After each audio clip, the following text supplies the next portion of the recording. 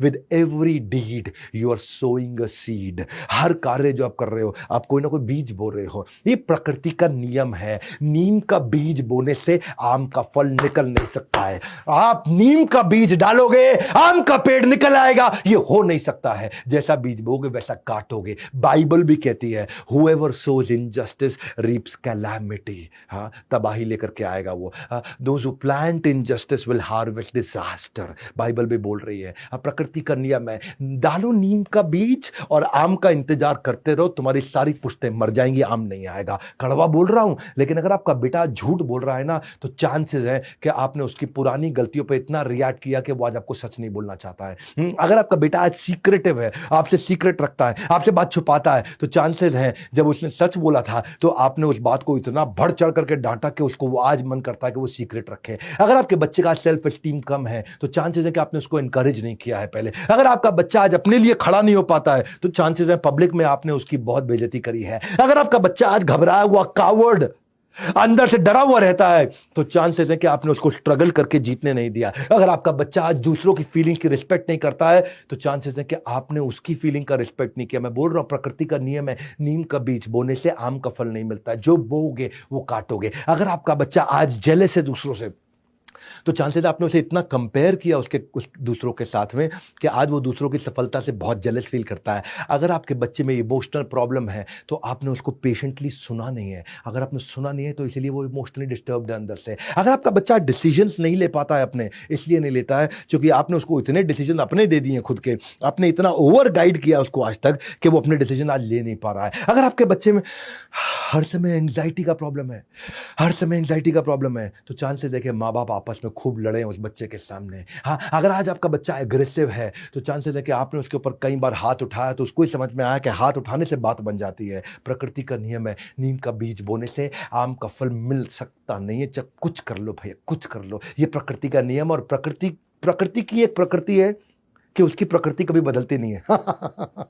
ये नेचर का नेचर है कि उसका नेचर नहीं बदलता। जैसा बोगे वैसा काटोगे। अगर आज आपका बच्चा रूड है ना, तो चांसेस हैं कि आपने अपने स्पाउस के साथ रूडली बिहेव किया या दुनिया के साथ रूडली बिहेव किया। अगर आपका बच्चा आज दुखी है मन से, चांसेस है कि आपने उसे बहुत इग्नोर किया था। अगर आज आपका बच्चा गिल्ट में जी रहा है तो आपने उसे बहुत क्रिटिसाइज किया था कि तेरी गलती, तेरी गलती, तेरी गलती, इसलिए उसको लगता है आज हर चीज में हाँ ये मेरी गलती है। अगर आपके बच्चे की सेल्फ एस्टीम खत्म है तो आपने उसको नेगेटिव नामों से, गंदे नामों से बुलाया है। यही है प्रकृति का नियम। नीम का बीज बोने से आम का फल मिलता नहीं है। जो बोओगे काटोगे। मैं आता हूं उसका सोल्यूशन क्या है। अगर आपका बच्चा बात समझो पहले मेरी, कि आपका बच्चा कैजुअल इसीलिए है क्योंकि आप उसके लिए एक अच्छे रोल मॉडल नहीं है। इसलिए ये बोलने की जगह कि जो मैं कह रहा हूं वो करो, ये मत बोलिए जो मैं कह रहा हूं वो करो। हाँ, क्योंकि आप जो आप कर रहे हैं वो करेगा। अगर आप खुद आप उसे बोल रहे हैं बेटा फ्रूट्स खाओ और खुद आप खा रहे हो आलू के चिप्स, हाँ, तो वो भी आलू के चिप्स खाएगा। अगर आप उसे कह रहे हो पढ़ो और आप खुद सारा दिन टीवी देख रहे हो तो वो भी टीवी देखेगा। लाइकली ज्यादा यही है कि वो वही ऑप्ट करेगा जो आप कर रहे हो।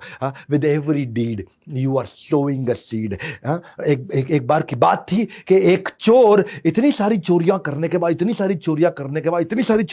इतनी बार पकड़ा जा चुका था कि जज ने उसको क्या बोला। जज ने बोला कि अब मैं तुम्हें ताउम्र कैद दे रहा हूं। उम्र कैद समझते हैं ना आप, सारी जिंदगी की कैद दे रहा हूं तुम्हारे को। तो जज ने उसको अलग से सजा सुनाई और बोला फांसी नहीं लेकिन उम्र कैद तुम्हें देनी पड़ेगी, तुम इतनी बार चोरी कर चुके हो। तो बच्चे ने बोला मेरी एक छोटी सी ख्वाहिश है जेल जाने से पहले। पूछा क्या ख्वाहिश है? बोला अपनी माँ से 1 मिनट मिलना चाहता हूँ। सब हैरान हुए, माँ से देखो कितना प्यार करता है, माँ से 1 मिनट मिलना चाहता है। जब माँ आई और मिली माँ, तो माँ को मिलते उसने माँ को जोर से धक्का दिया और खुद रोने लग गया। लोग खड़े हुए हैरान हो गए, माँ को धक्का देके ये खुद रो रहा है। हम सोचे कि शायद माँ से प्यार करता है इसलिए बोला। हाँ, और क्या बोला कि मेरी इस दशा की जिम्मेदार मेरी माँ है। पहली बार जब मैं स्कूल से पेंसिल चुरा के लाया था उसने मुझे शाबाशी दी थी। उस दिन शाबाशी देने की जगह थप्पड़ लगा दिया होता या डांट दिया होता।